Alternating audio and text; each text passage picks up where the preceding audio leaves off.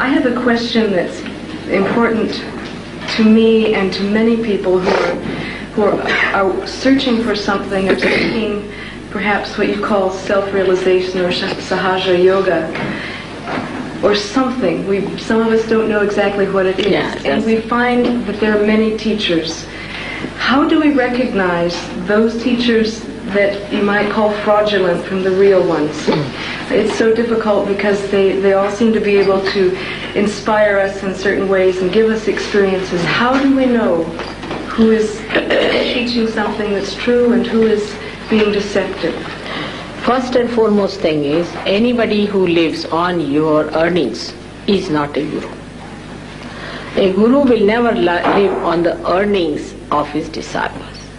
But here there are people who have built palaces, bought aircrafts and cars and this. I mean, this is something one should understand. It's so open to you to understand. I mean, I cannot understand more obvious thing that this one is, that it's a parasitic living, and you cannot have a parasites as your gurus. They can be parasites, but not your gurus. That's one of the things. And if you can, I mean, you can retain some people, if you want, because you are rich people, you can retain some. That's a different point. But you cannot have them as gurus. Guru has to be a higher personality, you see. Now, you have seen Christ was such a great incarnation. He didn't take any money from anyone. He was a carpenter's son, and he used to do carpentry himself, and he lived like a modest man. He never lived with big cars and big houses. It's not necessary, because such a person is himself is a very big king, you see, like a big emperor. He doesn't need anything. An emperor doesn't need anything, because nothing can give him comfort except that he himself is in complete comfort. So such a person doesn't want anything. So you must see that such a person has no needs of comfort at all. He can sleep on the grounds, he can sleep anywhere. Now, in this life, I should say I come from quite a wealthy family, or married to another wealthy man. You can say that way, according to your own relative ideas. But to me, I can sleep anywhere. I have no problem. I have no problem of food, no problem of sleeping anywhere, no comfort. And I find it is beyond my self-respect to live on the earnings of others. It's not proper. But you are my children. Supposing now you bring a flower to me or something, it's all right. But I can't have a palace out of your money and all those things. It's absurd, absolutely absurd. So this is one thing one should know, that it pampers our ego, that we can purchase our guru. We can purchase our self-realization. You see, this is a very subtle pampering, and that's how people accept. You see, they don't want to accept a person who says, who cannot offer anything, it's too much for them. Or maybe that, secondly, could be that people think that if you pay something, then you get attached to it, you go through it, whatever it is. Say you are paid for a ticket, and you find that the whole play is horrid, you can't bear it, but you have to go through it because you have paid for it. That's a human nature, you see. That's a human nature. I have seen that they do it, and that's what it works out. But this is very gross level, I'm telling you. But another should be that in these modern times it is promised that you will become prophets. You have to become prophets. So you must see, have you become prophets out of these? It's easiest is to see the disciples of this man. Any XYZ who says he's a guru. Now what is happening to the disciple? Is he a free person? Has he got any knowledge? Has he got any mastery? What has he achieved by being with that person? Now you have seen here there are Sahajogis, one better than the other. You talk to them, they are knowledge. Some of them have met me only for say 8 days or so, they have become knowledge. So what have they achieved, you should say? What is their style of life, their pattern of life, how they behave? And there cannot be any privacy about it. You see, like mafia, you don't tell that and you don't say that and you shouldn't do that. Of course in Sahaja the truth is exposed gradually. But it is not like this that if you give some money, nobody knows. Everybody knows everything in Sahaja. You see? Now, supposing we have to build an ashram, say for example. All right, you build your ashram, you collect your money, do what you like and know about it. I have nothing to do with it. Also among yourself you should know how you got the money, how you spent it, what is the expense and all that. Because ashram you can pay for, but not for your realization. And this is one thing, is very important, that what you get out of it is important, that you should become a prophet. Have you become a prophet?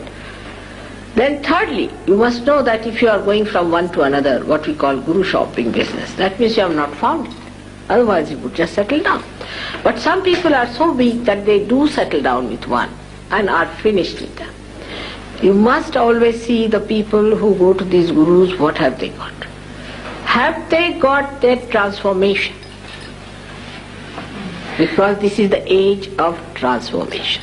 Mataji, what about teachers or gurus who produce miracles? You go to a guru who will materialize something out of the air and say this is divine. This is all jugglery. It's all jugglery. And also, you see, now supposing somebody says, I produce a diamond. Now these people come from India. Why don't they solve the financial problem of India?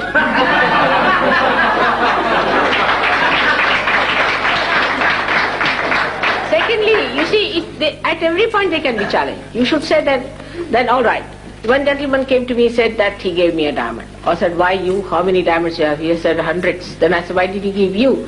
He should give to your driver who hasn't got a diamond. You see, that is what it is. So it is all jugglery. You should see those who materialize. What have they given you? They have to give you something eternal. If they talk about God, God is not going to give you diamond. Which God has given diamonds to people? Have you heard of anyone giving diamonds? No. So you should ask for something which is the highest, which is the supremost. Now the fourth thing, which is very important, that whatever experiences you get, for example, some people start just like jumping, some start shouting, some start behaving like animals, and they say, oh, that's what is coming out, you're taking out, you see. They feel very bad, they get horrible diseases, they get into troubles, and they get into pains and all sorts of things and contortions. They say, now your subconscious is coming out. Nothing has to be brought out. That's one thing you must know. The subconscious, as I told you, is on the left-hand side and the supraconscious on the right-hand side. What you have to do is to ascend in the center and come up. Above your head is the superconsciousness. And when you become that, then you develop collective consciousness. So those who want you to become like frogs, again, you must know that you are not going to become frogs anymore. That's not anyway evolution. The evolution has to go higher, not becoming frogs or earthworms, you see. And if you start crawling, it is simple mesmerism. Anybody mesmerizes can do these tricks, you see. It's simple mesmerism. And then to believe that now you are surrendered and all that is all nonsense, you see. It has no meaning to realization. In realization you just become the master. You become the master of it. There are many people in this country who came and lured you by their talks also, talking big about Brahma, Atma Tattva, this, that and everything. That is not the way you can, that is what is just the pendulum moving from Christian sermon to Hindu sermon, and from Hindu sermon to Islamic sermon, from there to the Rabbi sermon. You see, it goes on like that, you see. That's not the way. You have to rise higher within yourself. And that's why those who lecture about these things are really sometimes can be very, very dangerous. And so many have died of cancer, this, that. I don't know what to say, that people who go to these people get into very bad troubles and suffer so much. And then on top of that, when all this happens, they say, you must suffer. That's a very good excuse, you must suffer. You must pay to suffer.